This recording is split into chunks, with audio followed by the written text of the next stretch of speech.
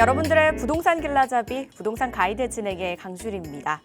6.27 가계대출 규제 정책 시행에도 불구하고 고공행진하던 마포와 성동, 강동 등의 서울 아파트 한강벨트 지역의 아파트 시장에서 매매 가격이 하락한 거래가 증가하고 있다고 합니다. 10.15 주택 안정화 대책 이후에 갭 투자가 막히면서 이제 급등한 상승분을 반납하고 있는 것으로 풀이가 되는데요. 2015년이 한 달도 채 남지 않은 지금입니다. 수요자들 부동산 대응 전략 어떻게 세워봐야 될까요? 그 전략 궁금하신 분들 저희와 함께 해주시기 바랄게요. 방송 보시다가 부동산 관련해서 고민 있으시거나 전략 필요하신 분들 전화 문자 활짝 열어놓고 여러분들 기다리고 있습니다. 02-2638-3962번 서울전화 02-2638-3962번으로 전화 주시거나 또는 샵 3989번으로 궁금하신 내용 적어서 지금부터 보내주시기 바랄게요. 자, 그럼 부동산 가이드 오늘도 힘차게 출발하시죠.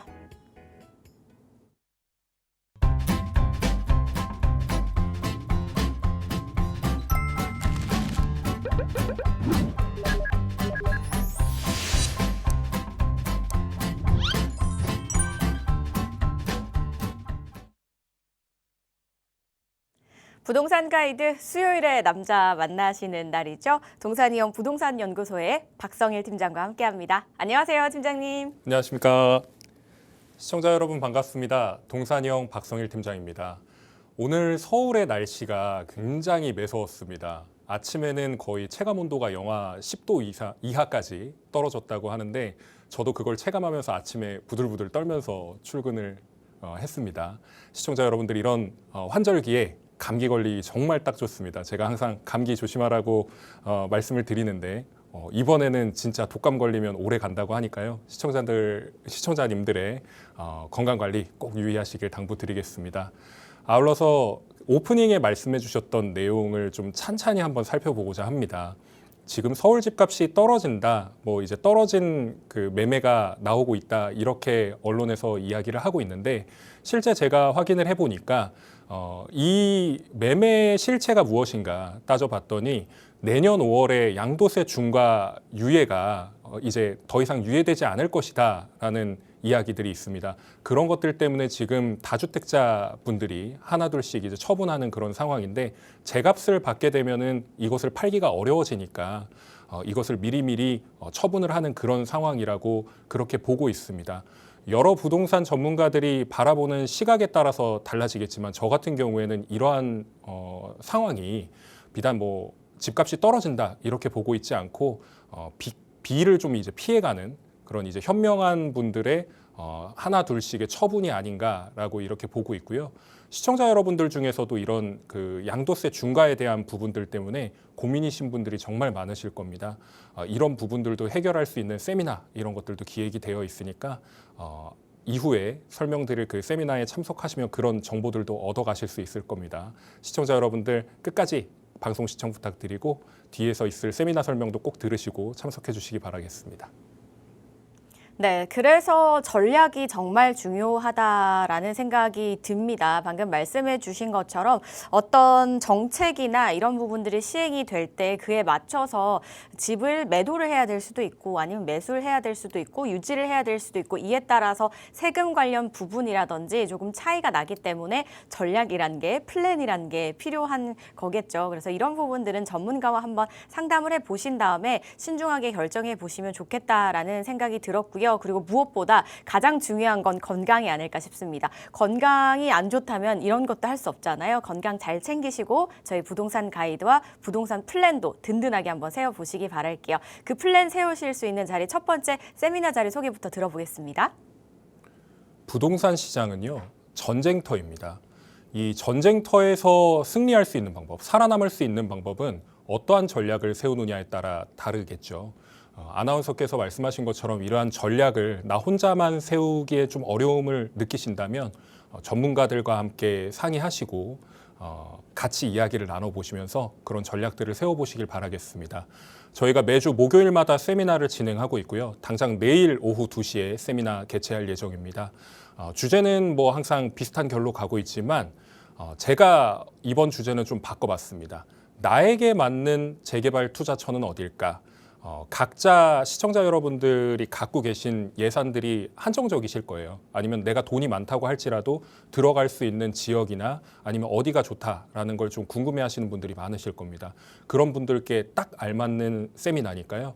내일 꼭 시간 내주셔서 와주시길 바라겠습니다. 아래에 연락처로 연락 주셔서 꼭 내일 뵙는 걸로 그렇게 저랑 약속하시죠. 네, 전화 주시기 바랍니다. 네, 약속해줘라는 예전에 노래가 생각이 났습니다. 자, 세미나 한번 참석해 보시고요. 또 다른 자리입니다. 경매 강의는 어떻게 또 진행이 되죠? 네, 경매 강의도 저희가 진행을 하고 있습니다. 박스경제TV 시청자 여러분들 한정해서 저희가 1회 수강권을 드리고 있는 경매 강의이고요. 이분이 경매로만 500억 자산을 달성하셨는데 제가 알고 있기로는 500억이었는데 지금 부동산 가격이 계속 오르다 보니까 600억인지 700억인지도 모르겠습니다. 원래 돈 자랑은 아무나 하는 것이 아니라고 그렇게 제가 어르신들께도 많이 얘기 듣고 저 역시도 그러면 안 된다라고 하시는데 이분은 자랑하셔도 됩니다. 흑수저부터 지금 이렇게 자산까지 읽어내신 분이기 때문에 부동산 반값에 사는 법을 알려주시는 분이고요. 무엇보다 시시콜콜한 그 부동산 경매 이야기 하지 않습니다. 시청자 여러분들 중에서도 자산을 읽어내신 그런 자산가분들이 분명히 계실 텐데 이 자산 계속해서 불려나가길 원하시는 분들 많으실 거예요. 그런 분들께 도움이 되는 그리고 자산이 그렇게 많지 않더라도 자산을 야금야금 계속해서 키워나갈 수 있는 그런 분들께도 좋은 강의니까 아래에 있는 연락처로 연락 주셔서 강의 한번 들어보시길 바라겠습니다. 매주 수요일 오전 11시고요. 곧 있으면 이제 연말까지 마무리를 하는 그런 강의가 정리가 되고 연초에 다시 시작이 될 겁니다. 그럼 한 몇 주 쉬게 될 텐데 그 전에 강의 한번 꼭 들어보시고 연말 마무리 잘 하시고 연초를 다시 준비하실 수 있는 그런 힘 기르실 수 있는 그런 시간 되시길 바라겠습니다. 많은 관심 부탁드릴게요. 네, 두 가지 강의가 날짜와 시간이 다르니까요. 이 부분 잘 체크하셔서 참석해 보시기 바랄게요. 궁금하신 사항은요. 0263-8962번과 샵 3989번으로 많이 연락 주시기 바라겠습니다. 저희는 그럼 이번에 또 이슈 이야기 한번 다뤄보도록 할게요. 요즘 재개발 워낙 핫하고 재개발 쪽으로 수요가 더 많이 쏠리고 있는 그런 상황입니다. 그런데 우리가 이제 어디에 좀 집을 사고 싶니? 어디에 살고 싶니? 라고 하면은 나오는 지역들이 베스트 3권 안에 드는 지역들이 좀 정해져 있잖아요. 그중에서 한남동과 성수동도 빠지지 않을 텐데요. 이곳과 앞으로 어깨를 나란히 할 수 있는 곳이라고 합니다. 과연 어디길래 이렇게 이건 곳과 어깨를 나란히 하는 미래 가치를 지닌 곳인지 한번 들어보도록 하겠습니다. 팀장님, 어딘가요 대체? 네, 한남 성수와 어깨를 나란히 할 이곳이 어딜까 궁금해하셔서 계속 채널을 고정하시고 계셨던 분들 계셨으리라 생각합니다. 바로 이곳이 자양동입니다. 특히나 지금 이제 자양 2동이 굉장히 핫하게 뜨고 있는데 자양 4동이 아니고 자양 2동이라고요? 이렇게 물어보시는 분들도 계실 것 같아요.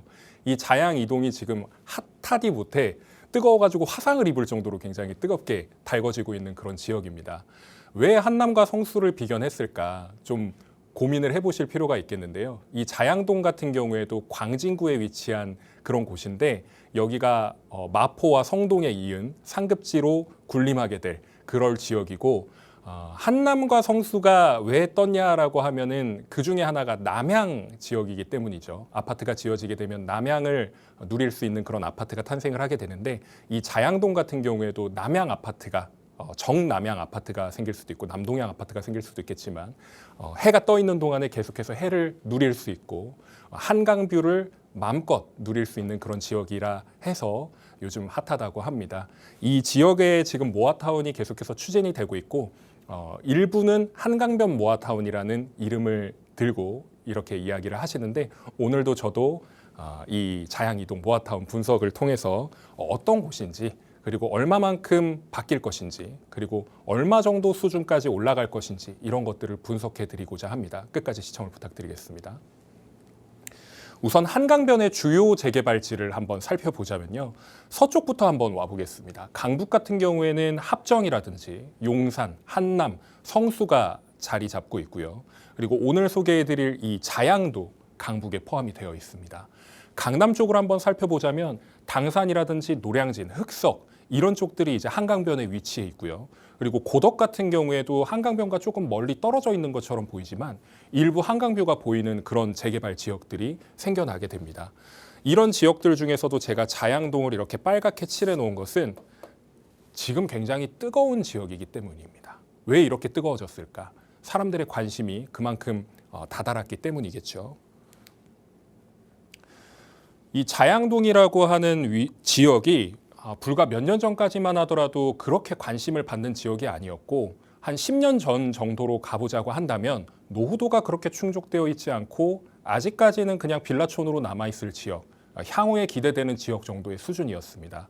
그러나 지금 모아타운이라는 그 방식이 생겨나면서 이 방식에 맞춰가지고 개발을 할 수 있는 여지가 생겼고 이 개발을 하게 되면 아파트가 탄생하는 것이기 때문에 이 아파트로서의 가치는 얼마만큼 부각될 수 있는가 이런 것들에 대한 고민들이 늘어나게 됐고요. 그리고 이게 눈앞에 나타나니까 현실이 돼가고 있는 과정들이 이렇게 생겨나게 됐습니다. 그래서 실제로 이 남쪽에 있는 압구정 같은 경우에는 지금 뭐 평당 2억 이렇게 얘기가 나오고 있죠. 평당 2억이라고 하는데 이게 재밌는 게 뭐냐면요. 압구정이라는 곳이 지금 아직 재건축이 되지 않았잖아요. 그런데 그 구축 아파트, 거의 50년 된 아파트임에도 불구하고 평당 2억이라는 호가를 찍고 있고 실제로 실거래가도 거기에 맞춰서 찍어가고 있고요. 이 성수동이라는 지역들도 3대장이라고 하는 그 성수 3대장 아파트가 있습니다. 트리마제, 아크로 서울 포레스트, 갤러리아 포레. 이것들은 주상복합으로서 고층 아파트로 올라감으로써 가치를 평가받았다고 한다면 그 옆에 생길 이 성수 1지구부터 4지구까지는 그것과 동일하게 주상복합으로도 가지만 상징성이 있습니다. 대규모 재개발을 통해서 아파트가 지어지고 고층으로 지어진다는 상징성이 있고 바로 맞은편에 우리나라 대한민국의 대장 아파트라고 하는 대장 아파트촌인 압구정 현대 아파트촌이 생기기 때문에 이런 것들이 데칼코마니라고 해가지고 이렇게 접었을 때 딱 이렇게 펼쳐보면은 서로 좌우가 같잖아요. 압구정과 성수가 그런 상황이 될 것이다. 물론 성수가 압구정만큼 따라가겠느냐라는 그런 논쟁에 있어서는 압구정만큼은 가지 못한다고 하더라도 성수도 그만큼의 평가를 받을 것이다라는 의견에는 동조하실 거라고 봐요. 그렇다면 우리가 자양을 바라볼 때 어떤 지역과 비견을 할 수 있을까라는 고민에 그리고 물음에 답하고자 한다면 저는 잠실과 한번 비교해 보았습니다. 이 잠실이라는 입지가 예전에는 택지지구로서 조성이 되었고 거기에 스포츠 시설 그리고 복합 문화 시설 이런 것들이 하나 둘씩 생겨나면서 인프라가 확충이 되었고 이러한 인프라가 확충이 되면서 그 지역이 급지가 올라가게 되는 그런 상황이 생겼다라는 거죠. 그런데 이 잠실과 바로 맞닿아 있는 곳이 자양입니다. 그런데 하나 아쉬운 점이 뭐냐면 자양동 같은 경우에는 잠실만큼의 인프라가 충분히 갖추어져 있지 않고 만약에 여기에 아파트가 탄생이 된다라고 한다면 그냥 주거시설이 가장 큰 메리트가 돼버리는 그런 지역이에요. 다만 요즘 같은 트렌드에는 이 아파트가 주거만 갖고 있다고 해가지고 사람들이 무시하지 않습니다. 일단 한강이라는 걸 끼고 있고 그리고 제가 뒤에서 계속해서 설명을 드리겠지만 장점이 굉장히 많은 지역으로 변모할 곳이기 때문입니다. 그래서 이 성수의 연장지라고 하는 것은 결국에는 성수뿐만이 아니라 자양까지 이어지는 이 하나의 축이 동북권역의 대장이 될 것이다. 이렇게 보고 있는 것이고요. 성수의 가치가 상승하게 된다 그러면 바로 옆 동네인 자양의 가치도 상승하게 되는 그런 연담화가 이루어지게 됩니다. 그리고 지리적인 연계성, 한강벨트의 완성이라고 하면 이 한강벨트가 하나의 축이에요. 이 중랑천이 끊기고 나서 한강으로 유입되는 이곳과 이 서울숲부터 이 강변역까지 이어지는 이 하나의 축이 나중에는 부의 축으로 자리매김을 한다는 것이고요. 그리고 무엇보다 한강 조망, 그리고 이 평지 지형, 사실 여기에도 노란색으로 강조를 해드렸어야 되는 게 맞습니다. 서울 안에서 평지 지형을 갖고 있는 곳이 생각보다 많지 않고요. 완벽한 평지 지형을 이루고 있는 곳들 대부분의 그 공통점이 뭐냐? 앞에 강을 끼고 있거나 아니면 굉장한 부촌으로 형성이 되어 있다는 점입니다. 이런 것들을 생각해 봤을 때 자양을 눈여겨봐야 하는 것이고 부촌 벨트로서의 역할을 충실히 할 수 있는 그런 지역이다. 이렇게 말씀을 드릴 수가 있겠죠. 강남 접근성과 광역 교통망이라고 하는 것은 잠실에도 그 광역 환승센터가 있습니다. 주요 수도권에서 들어오는 그 버스 터미널이라고 보시면 되겠는데 여기는 환승센터의 개념이지만 이쪽 자양 같은 경우에는 바로 근처에 강변역이 있고 이 강변역 앞에 동서울터미널이 자리매김하고 있습니다. 이 동서울터미널이 하나의 광역 환승센터의 역할을 하는 것이죠. 오히려 광역 환승센터보다 더 높은 기능과 가치를 지니고 있는 그런 곳이기 때문에 이런 강남 접근성과 광역 교통망의 확보만으로도 충분히 가치 평가를 받아야 할 그럴 곳이다. 이렇게 말씀을 드릴 수가 있겠습니다. 제가 성수의 연장선이라고 말씀드렸잖아요. 그 지도를 가지고 와봤습니다. 아래에 이제 보이시는 것이 이제 하늘색으로 보이는 것이 한강이고요. 그리고 바로 윗단에 제가 이렇게 정리를 해놓았습니다. 성수 전략정비고요. 여기가 1, 2, 3, 4지구로 나누어져 있고 이 4개의 지구가 모두 완성이 되면은 하나의 뉴타운처럼 바뀌게 되는 것이죠. 그리고 그 옆에 있는 게 자양 사동인데 여기가 모든 곳이 다 그 개발이 되는 것은 아니고요. 이쪽에는 원래 모아타운 추진이 되려고 했으나 모아타운이 정상적으로 추진이 되지 않아서 결국에 구역별로 쪼개져 가지고 가로주택 정비 사업을 다시 하고 있는 상황인 거고 이 아랫단에는 신속통합기획 재개발이 추진이 되고 있습니다. 그래서 어떻게 보면 자양사동의 반쪽 정도만 개발이 이루어지는 그런 상황임에도 불구하고 성수동 다음 타자라 그래서 이쪽으로 지금 투자자들이 넘어왔던 그런 상황이었죠. 자양 3동은 어떤가요? 자양 3동의 경우에는 그 건대 입구역을 중심으로 고층 아파트들이 자리 잡고 있습니다. 그리고 복합 문화시설 같은 것들이 구성이 되어 있고 한강변 쪽에는 아파트들이 밀집되어 있는데 이 아파트들이 하나의 덩어리로 이루어진 것이 아니라 잘게 쪼개져 있습니다.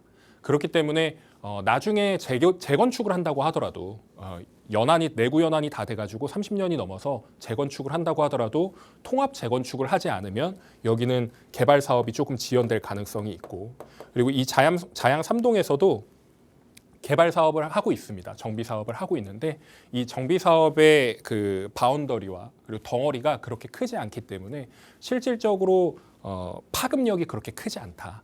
이렇게 말씀을 드릴 수가 있는 것이겠죠. 그리고 이제 자양 1동과 자양 2동으로 나눠져 있는데 이 자양 2동이 부각될 수밖에 없는 것은 다음과 같습니다. 일단 한강변을 끼고 있는 면적이 성수만큼 넓다. 그리고 두 번째로는 여기가 지금 모아타운으로서 그 한강변 모아타운으로 구성이 된다라고 계속해서 얘기가 나오고 있는데 여기가 나중에 전부 다 완성이 된다 그랬을 때 세대 수는 얼마인가? 뒤에서 또 설명을 드리겠지만 약 7,000세대 정도 규모로 탄생을 하게 됩니다.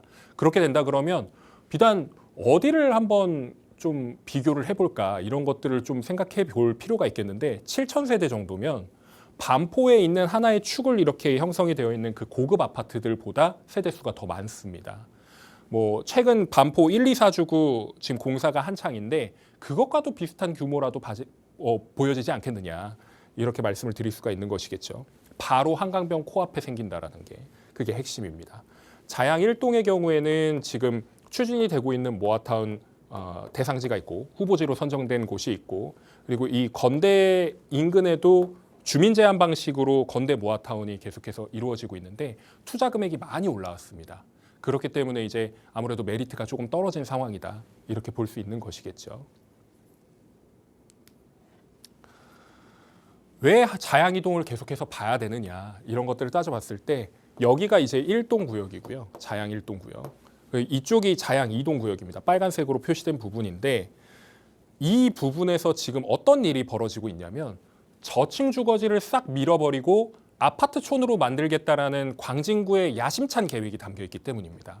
두 번째 줄에 보시면 광진 플랜이라는 걸 짰어요. 이 플랜이라는 단어가 계획을 뜻하는데 광진구에서 아예 계획을 세워서 사업을 하겠다.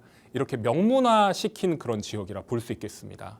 그리고 세 번째 줄에 보시면 상급지에 한강변 투자처가 고갈되었다라고 제가 적어 놓았는데요. 광진구가 지금 상급지로 자리매김하진 않았습니다.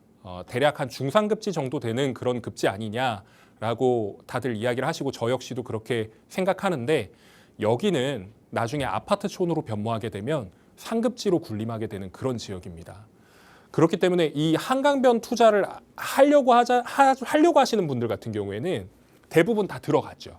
한남 들어가셨고 뭐 노량진, 흑석 이런 데 찾아가셨고 그때 당시만 하더라도 한남이든 뭐 노량진이든 뭐 성수든 아니면 흑석이든 이런 데가 다 달동네고 안 좋은 지역이고 이러다 보니까 이거 오래 걸리고 시간도 뭐 불분명하고 언제 될지 모르는데 이거 이 돈 주고 들어가야 돼라고 하셨던 분들이 다 지금 다 돈을 버신 상황이에요. 그런 투자처들이 하나 둘씩 고갈되고 나니까 남아있는 지역들을 계속 찾아다니는데 마포가 좋으니까 마포로 가야지 해가지고 마포 가신 분들이 계시고 성동에서 그래도 한강이 조금은 보이지 않을까 해가지고 성동을 가신 분들도 계시고 아니면 나는 그냥 좀 잘 보이는 데로 갈래 해가지고 다른 지역들로 가신 분들이 계십니다. 특히나 이 자양동 같은 경우에도 10여 년 전에 투자하신 분들도 계실 거고요. 5년 전에 투자하신 분들도 있을 거고 최근에 투자하신 분들도 계실 텐데 여기는 거의 서울의 마지막 한강변 투자처라고 보시는 게 맞습니다. 이 다음에는 없습니다. 그거에 대해서는 제가 설명을 드릴게요. 자양사동 투자금 상승이라고 하는 것은 아까 제가 보여드렸던 신속통합기획 재개발로 추진이 되고 있는 그런 지역의 투자 금액이 계속해서 올라가면 올라갈수록 그리고 성수동 재개발 지역이 계속해서 올라가면 올라갈수록 여기도 자연스럽게 따라 올라가는 구조입니다. 실제로 불과 서너 달 만에 투자금이 2배 가까이 뛴 지역이 바로 이곳입니다. 그렇기 때문에 자양사동이 올라간다 그러면 자양이동도 올라가는구나 이렇게 딱 머릿속에 대입하신다 그러면 메커니즘이 그렇게 흘러간다 이렇게 볼 수 있겠죠. 이것은 광진구청에서 직접 만든 자료입니다. 잘 보이실지 모르겠는데 아까 말씀드렸던 자양 1동과 자양 2동을 노란색으로 이렇게 동그랗게 표시를 해놨습니다. 이 의미가 뭐냐면요. 저층 주거지를 아파트촌으로 변모시키겠다라는 광진구의 계획이 여기에 담겨 있는 거예요. 그리고 첨단 업무 시설, 그리고 AI와 ICT 청년 창업 벤처 이런 것들을 육성시키겠다라고 계획을 담겨져 있는데 여기가 어디냐면 건대입니다. 건대. 제가 지금 다니고 있는 학교인데 여기가 지금 국내 대학에서 탑 10 안에 드는 게 4년 연속으로 지정이 된 게 건국대학교고 그리고 우리나라에서 가장 창업을 많이 하는 벤처를 많이 하는 학교가 건대란 말이죠. 그럼 광진에서는 어떤 걸 좀 주목을 하고 육성을 해야 되겠다 이렇게 보냐면 AI가 요즘 핫하잖아요. 첨단 업무 시설 이런 것들을 중요시 여깁니다. 이런 것들을 하나의 축으로 만듦으로써 여기서는 그러면은 이제 일자리를 만들자. 그리고 하나의 축을 형성을 해서 산업축을 만들자. 왜냐하면 광진구에서 제일 부족한 게 일자리거든요. 이 일자리 확충도 하고 주거시설도 좀 더 대폭 늘려서 양질의 주거시설을 만들자. 그 양질이 그냥 공공이나 민간 주택 공급해가지고 많이 지어서 많은 사람들한테 돌리자 이게 아니라 하나의 브랜드를 만들자. 광진의 퀄리티를 높일 수 있는 고급 주거지를 만들자. 이게 목표인 거예요. 그래서 여기에 뚝섬 그레이트 한강이라고 되어 있는 것은 지금 서울시장인 오세훈 시장이 계속해서 추진하고 있는 그런 한강변 프로젝트인데 이 한강변 프로젝트의 연장선이라고 보시면 되겠습니다. 그레이트 한강에 이은 주거정비 마스터 플랜으로서 여기를 아파트촌으로 변모시키겠다라는 야심찬 계획이 담겨 있는 것이죠. 한강 연계형 주거시설을 만든다라는 것이 포인트라 할 수 있겠습니다. 그래서 자양 이동에는 지금 한강변 모아타운이라는 이름으로 지금 추진이 되고 있고 지금 그림에서 보이시는 것이 B구역이 먼저 스타트를 끊고 시작을 했어요. 그래서 지금 뒤에 잘 보이실지 모르겠지만 이미 예상 조감도들이 나왔습니다. 그래서 B구역은 이런 식으로 사업이 진행이 되는 것이고 양쪽에 왼쪽은 A구역, 오른쪽에는 C구역 이렇게 해서 총 7,000세대 정도 규모의 아파트가 완성이 된다. 이렇게 말씀을 드릴 수가 있겠습니다. A구역 같은 경우에는 지금 세대수가 대략 2,400세대 정도 나온다고 예상을 하고 있는데 증감은 있을 겁니다. 그리고 모아타운 B구역 같은 경우에는 최근에 관리계획 승인을 받았습니다. 관리계획 수립을 하고 승인까지 받았는데 서울시에서 약 2,325세대. 이것과 세대수가 지금 처음에 비슷하다고 이야기를 했는데 아마 A구역 같은 경우에도 향후에 세대수 증감에 따라서 B구역하고 비슷한 세대수가 이루어질 거고요. C구역 같은 경우에는 최대한 용적률을 많이 받아서 1,800세대 정도까지 만들겠다 이런 계획을 잡고 있습니다. 그래서 하나의 덩어리가 완성이 되면 7,000세대 정도 규모의 대단지 아파트들이 형성이 된다 이렇게 볼 수 있겠고요. B구역 같은 경우에는 제가 지금 먼저 시작을 했다고 말씀드렸잖아요. 이 B구역이 지금 조감도가 계속해서 이런 식으로 나오지만 조금씩은 바뀔 거예요. 사업을 하면서 다시 이제 설계사도 뽑고 뭐 정비업체도 뽑고 뭐 관련 협력 업체를 계속해서 뽑음으로써 바뀔 텐데 일단 기본 계획은 잡혀져 있는 게 지하 3층에서 최대 40층. 그러니까 한강변 일대 같은 경우에는 15층. 뭐 아니면은 뭐 가로변. 그러니까 이제 그림자지지 않게끔 해야 되는 그런 지역들은 15층 정도로 짓고 최대 40층으로 짓겠다라는 계획을 잡혀 있고요. 그리고 세대수는 아까 말씀드렸던 대로 대략 2,300세대 정도. 그리고 동수는 49개 동으로 굉장한 동을 형성을 시켜가지고 완성시키겠다 이렇게 계획이 잡혀 있습니다. 그래서 지금 구역계가 이런 식으로 정해져 있는데 구역계도 마찬가지로 조금씩은 변형은 있을 거예요. 왜 변형이 생기냐면 모아타운 같은 경우에도 반대 비율을 생각을 안 할 수가 없습니다. 사업을 함에 있어서 재개발을 반대하는 세력들이 분명히 생기고 특히나 내가 나중에 아파트를 짓는다고 해가지고 이익을 얻는 사람들이 그렇게 막 이익을 얻는 사람들이 많은데 반대로 이익을 얻지 못할 것이다라고 생각하는 사람들도 굉장히 많이 있어요. 그런 지역들은 뭐 예를 들어 재척을 할 겁니다. 뭐 구역이 이런 식으로 있다 그러면 뭐 이런 식으로 재척을 한다든지 뭐 아니면 이런 식으로 재척을 한다든지 할 텐데 모아타운 같은 경우에는 웬만하면 품고 가려고 하는 성질이 강합니다. 왜 그러냐면 재개발이라는 것이 목적이 뭔가요? 저층 주거지를 정비를 활성화시켜서 여기를 아파트촌으로 변모를 시키는데 도로나 이런 것들이 대로가 이렇게 있으면 대로가 이렇게 있을 때 아파트로 바꾼 다음에 거기다가 중로나 소로를 만든다는 말이에요. 중로나 소로라고 하는 것은 조금 폭이 좁은 그런 도로들을 얘기를 하는데 이 도로들을 가지런하게 정렬시켜가지고 지금의 골목골목식이 아니라 이거를 정형화시키는 걸 목적으로 합니다. 그런데 모아타운 같은 경우에도 구역계를 뭐 이빨 빠진 모양으로 이렇게 해버리면 아파트촌으로 다 변모가 됐는데 어디는 막 이렇게 안 좋은 건물들이 올라와 있고 이러면 보기 안 좋단 말이에요. 그렇기 때문에 자치구나 서울시에서도 웬만하면 품어서 가라.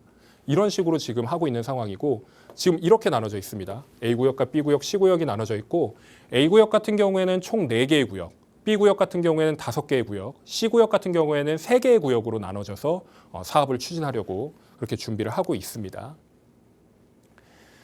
모아타운 A구역 같은 경우에는 이미 후보지 접수 신청을 한 것으로 파악을 했습니다. 그래서 곧 있으면 후보지 선정이 됐다고 신문에 대문짝만하게 나올 거예요. 서울시에서 심의를 거쳐서 이런 식으로 구역계를 선정을 했고 여기서는 이제 뭐 몇 세대가 나오고 이런 것들이 이제 신문에 대문짝하게 나오게 될 거고 이미 B구역 같은 경우에는 나왔습니다. 한번 최근에 나와서 11월 달인가 나왔을 거예요. 그래서 관리 계획이 수립되고 승인이 되었고 그럼 그 다음에 어떤 상황이 생기는데요? 조합 설립인가 합니다.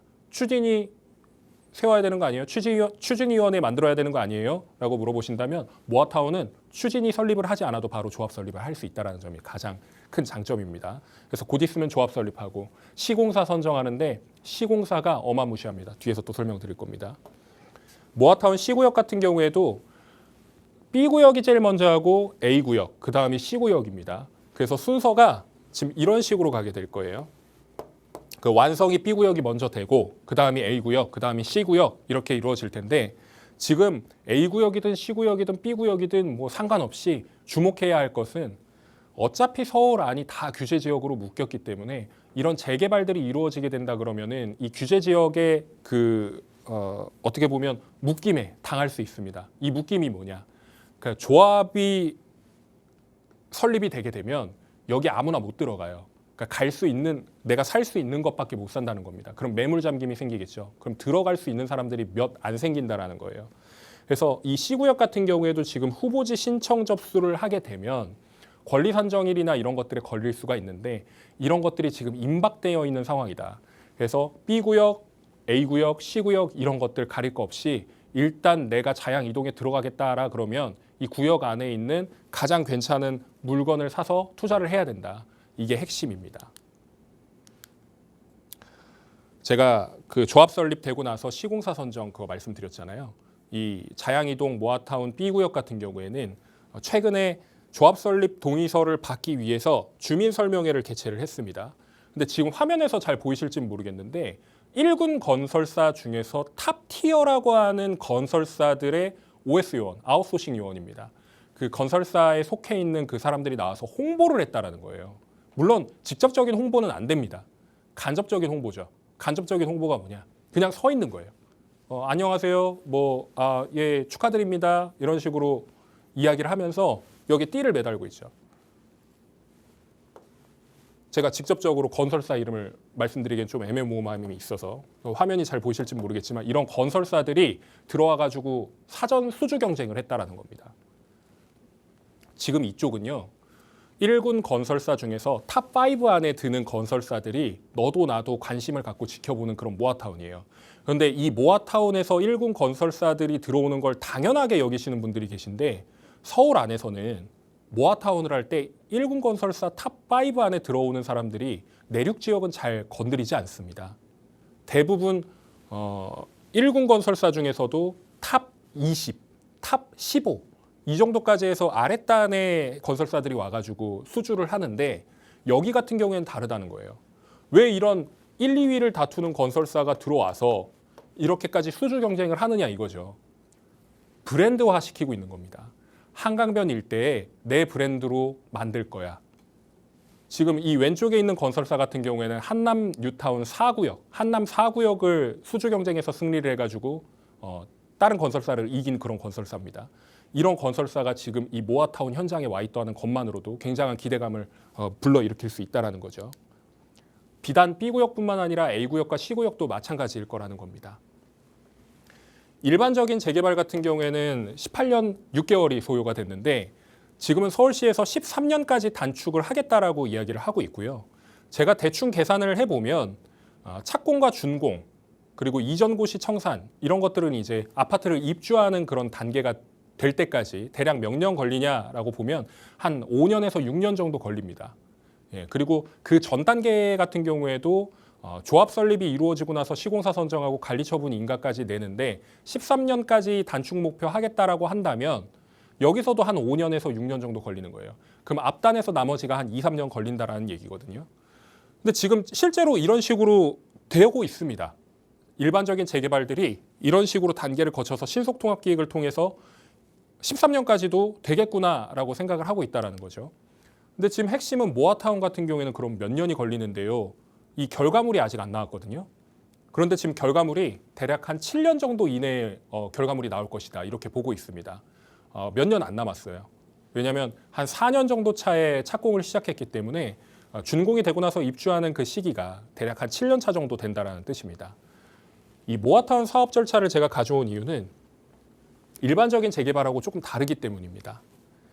소규모 주택 정비법, 그러니까 빈집 및 소규모 정비에 관한 특례법에 의해서 특별하게 예외적으로 해줄 수 있는 그런 법 갖다가 해준다는 얘기인데 이 모아타운으로 선정이 되게 되면 제가 아까 추진위 생략된다 그랬잖아요.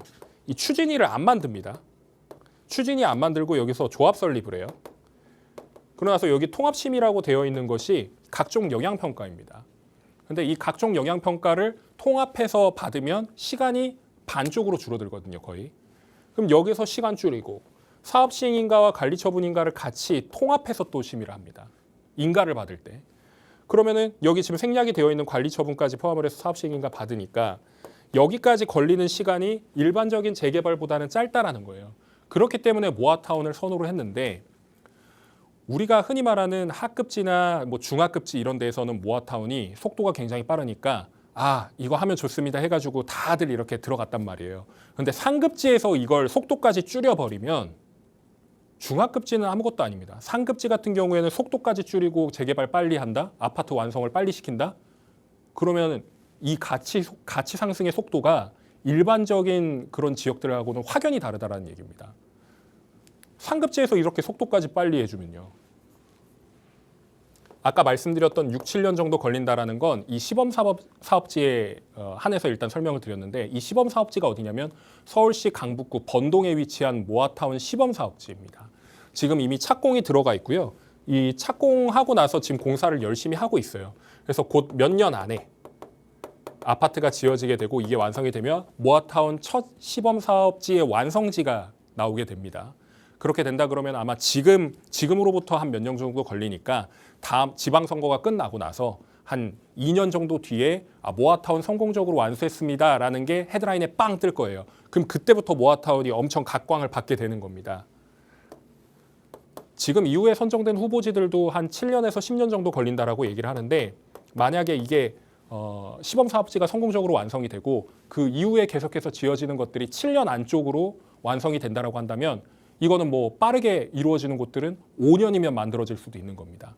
이 앞단에 있는 것을 확 줄여버리고 뒤에 공사 기간만 대략 4년 정도 잡아서 나머지 기간은 그냥 싹 다 문서 작업이니까 문서 작업하고 동의서 빨리 걷고 이런 현장들은 진짜 5년 안에도 가능하다라는 얘기예요.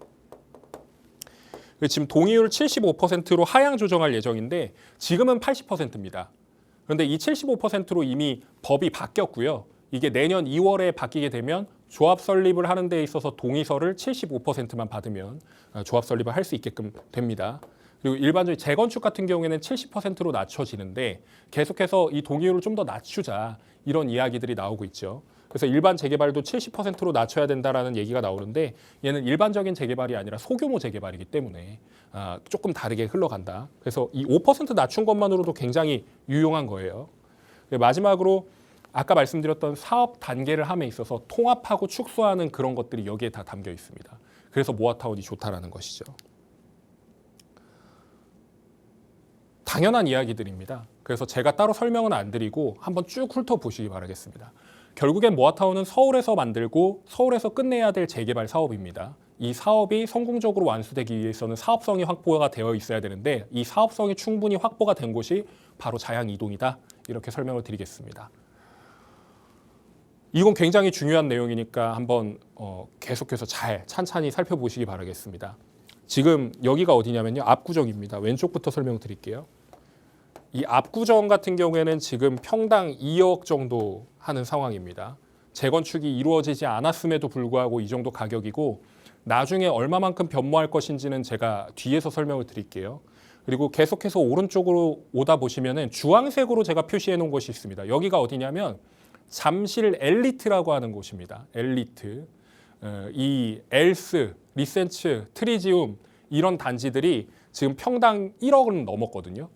실거래가 기준으로 1억 1천만 원, 1억 초반 정도 하는데 여기가 34평 기준으로 35억 7천만 원까지 올라왔단 말이죠. 근데 바로 옆에 보시면 저 파란색이 잠실주공 5단지입니다. 지금 잠실주공 5단지도 재건축을 앞두고 있는데 이 재건축을 앞둔 와중에 여기도 평당 1억 2,400만 원까지 찍었단 말이죠. 그러면 이 잠실 주요 지역이 지금 여기만큼은 아니더라도 따라가고 있구나라는 걸 생각을 하시면 되고 여기를 주목하셔야 됩니다. 여기가 지금 잠실 레미안 아이파크, 잠실 르엘 이제 신축이 돼가지고 완성이 되는 그 아파트인데 실거래가가 얼마가 찍혔냐면 평당 1억 4천이 찍었다고 합니다. 제가 봤을 때 더 올라가요. 평당 1억 5천, 1억 6천 찍는 건 일도 아닐 겁니다. 왜? 신축발이 있기 때문에. 왜? 잠실 바로 앞에 있으니까. 왜? 올림픽공원이 바로 코앞에 있거든요. 왜? 뒤에 병원이 있거든요. 왜? 한강이 근처에 있지 않습니까? 이런 것들을 따져봤을 때 이 잠실과 압구정 라인 그리고 여기에 말씀은 안 드렸지만 청담, 삼성, 대치 이런 라인들까지 하나의 권역으로 싹 묶여버린다는 거죠. 강남 권역이요. 그런데 지금 위에 한번 살펴보시면 여기가 성수동입니다. 지금 성수동 같은 경우에는 평균 투자금이 어느 정도 들어가냐면 한 30억 내외가 들어가요. 그런데 그 30억 내외를 들여서 들어가시는 분들도 계십니다. 그리고 매물이 그렇게 많지 않고요. 그래서 자양 4동으로 넘어오는데 이 자양 4동마저도 평균 투자금이 10억 초반이고 그래서 이 투자금까지는 없는 분들이 어디로 넘어오시냐면 바로 이쪽으로 넘어온다는 겁니다. 자양 2동이죠. 자양 2동. 여기 중간에 비어있는 부분은 자양 3동입니다. 자양 3동인데 평균 투자금이 지금 6억에서 8억 정도 들어가요. 그런데 원래 여기가 3억대였습니다. 불과 몇 개월 사이에 이렇게 올라갔다는 거죠. 왜 이렇게 올라간 걸까요?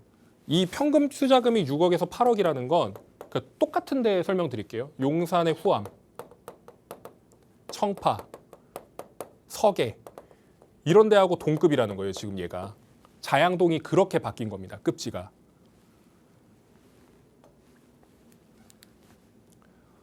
향후에 아파트가 생기게 되면, 그러니까 신축 아파트가 생기게 되면 얼마까지 올라갈까?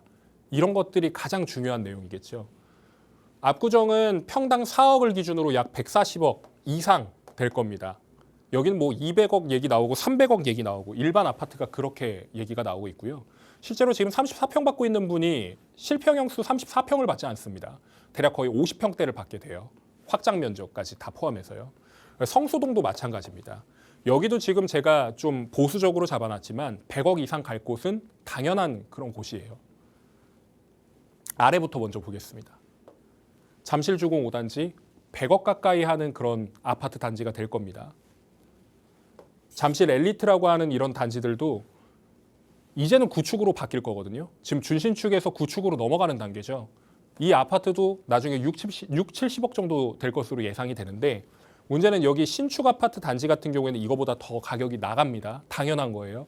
그때 되면 얘도 이제 준신축으로 접어드는 시점으로 갈 텐데 그러면 남아있는 땅의 신축 아파트들은 누구냐? 대단지를 따져보니까 자양밖에 없다라는 겁니다. 그러면 자양이 과연 얼마일까 따져봤더니 얘는 평당 2억까지도 본 거예요. 보수적으로 본 겁니다. 60에서 70억 정도까지 갈 것으로 예상이 됩니다.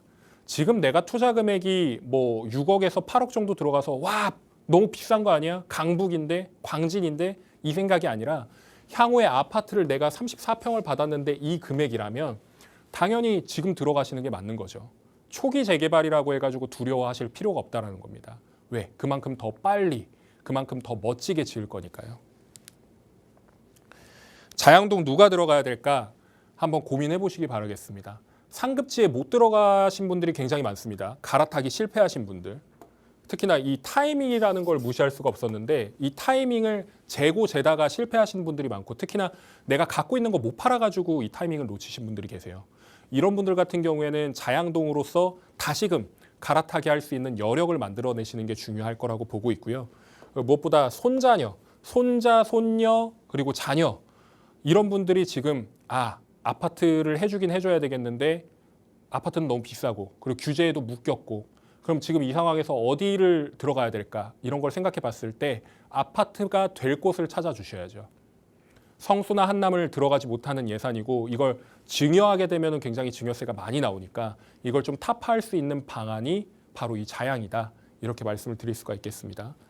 한강변 신축 아파트 들어가고 싶어요. 근데 한남은 못 들어가요. 성수 못 들어가요. 노량진 흑석도 못 들어가요. 이런 분들에게는 최적화된 그런 곳이고요.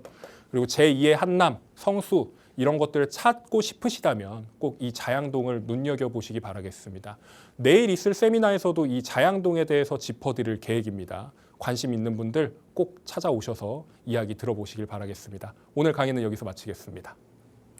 네, 자양동 내에서도 이제 위치에 따라서 가치가 조금씩 달라집니다. 그리고 단순히 이 자양동이요, 저층 주거지 정비 사업이 아니라 한강변의 마지막 저평가가 된 지역이자 또 주변 인프라도 설명을 해주셨는데 굉장히 탄탄하게 형성이 되나 봐요. 그래서 그 안에서 정말 모든 걸 잘 해결할 수 있도록 형성이 되는 자양동에 대해서 알아봤습니다. 자양동이 요즘 들어서 굉장히 많은 분들이 관심을 가지시는 것 같더라고요. 여기저기서 이야기를 들어보니까 그래서 저희 방송에서도 자주 좀 소개를 해주시는 것 같아요. 아무래도 궁금하신 분들이 많으시면 설명을 해드릴 수밖에 없잖아요. 그래서 저희가 소개해드리는데 이 소개 내용이 또 부족하다고 느끼실 수도 있고요. 아니면 더 자세히 또 알고 싶은 부분이 있으실 수도 있습니다. 그럴 때는요. 저희 방송 중에 열려있는 전화, 문자를 활용해 보시거나 또는 오프라인 자리죠. 세미나 자리도 한번 활용해 보시기 바랄게요. 저희 강의 두 가지여서 하나씩 한번 설명해 드리겠습니다. 먼저 세미나고요. 장소는 똑같습니다. 하지만 날짜와 시간이 다르니까요. 이 부분 메모해 두셨다가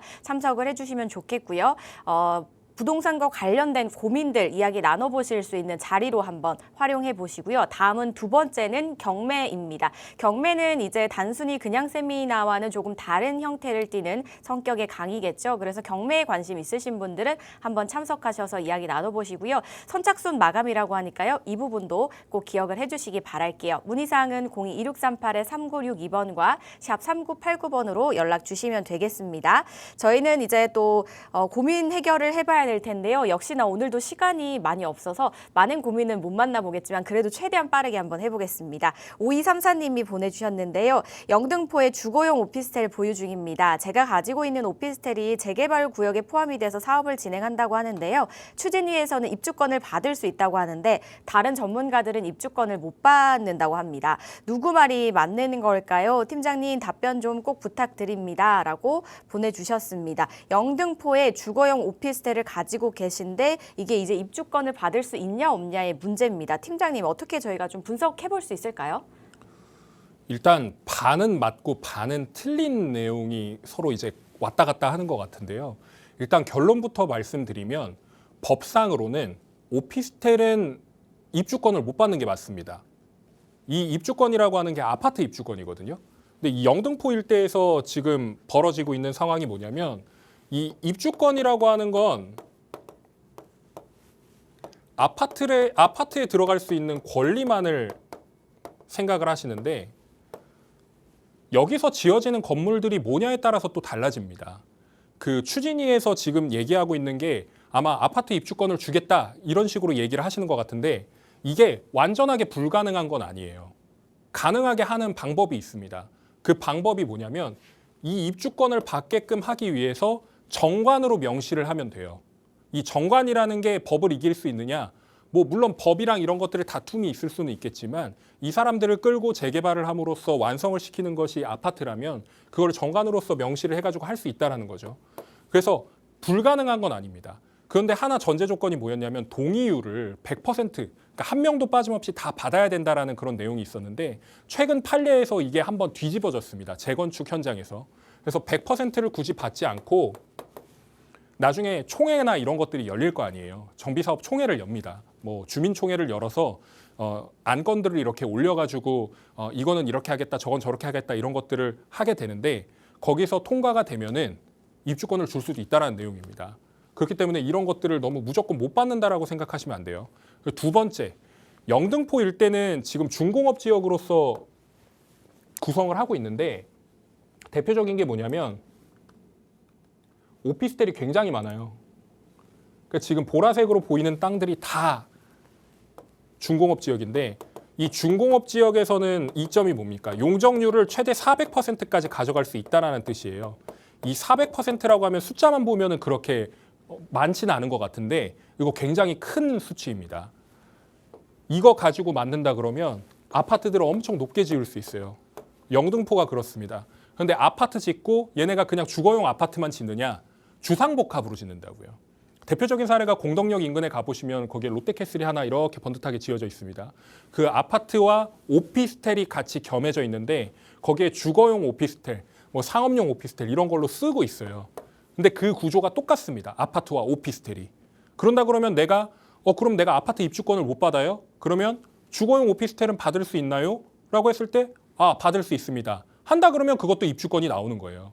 그런 것들을 생각해 봤을 때 입주권이 안 나온다라고 하는 거는 반은 맞고 반은 틀린 이야기고요. 입주권은 무조건 받으실 수 있습니다. 단 아파트냐 오피스텔이냐. 만약에 아파트를 받을 수 있게끔 해주겠다 그러면 그것도 받을 수 있게끔 만들 수 있습니다. 이걸 고려하셔가지고 영등포에 가지고 계신 물건 굉장히 좋은 물건이라고 생각을 하는데 더 디테일하게 궁금하신 게 있다 그러시면 세미나 참석하시거나 개별적으로 다시 한번 연락 주시기 바라겠습니다. 네, 상담 내용 참고해 보시기 바라고요. 여러분들 활용해 보실 수 있는 오프라인 자리 다시 한번 또 설명해 드려 보겠습니다. 팀장님 도와주시죠. 혼자 생각하면 답이 안 나오는 경우가 많습니다. 저 역시도 그러거든요. 항상 집단에 그리고 많은 사람들의 의견 교환과 그리고 전문가가 바라보는 시선, 맨날 밥 먹고 부동산만 보는 사람 이야기를 들어보셔야 답이 나오는 경우가 많습니다. 이런 시간을 가지실 수 있는 세미나 꼭 참석하셔가지고 이야기 나눠보시고 내가 투자를 해야 되겠다. 어디가 좋다라고 이야기를 듣고 내가 한번 해봐야 되겠다. 이러신 분들 같은 경우에도 꼭 참석하셔서 이야기 나눠보시고 결정하시는 시간이 될 수 있길 바라겠습니다. 내일 오후 2시입니다. 그리고 아울러서 경매 강의 같은 경우에도 이건 동산이형에서 야심차게 준비한 강의입니다. 그리고 이분의 인사이트가 엄청난 분이기 때문에 저희가 소개를 안 해드리면 그게 죄가 됩니다. 시청자 여러분들, 제가 왜 이렇게 말씀드리는지 직접 경험해 보시고 왜 박성일 팀장이 그렇게 얘기했는가 한번 느껴보시기 바라겠습니다. 수요일마다 진행되는 강의니까요. 이것도 신청하셔서 경험해 보시길 바라겠습니다. 많은 관심 부탁드리겠습니다. 네, 저희 여기서 인사드릴게요. 저희 방송에서 제공하는 정보는 투자 판단에 대한 조언일 뿐 해당 부동산의 가치 상승과 하락을 보장하지 않습니다. 여러분 건강 조심하시고요. 저희 내일 이 시간 다시 찾아뵐게요. 시청해주신 여러분 고맙습니다.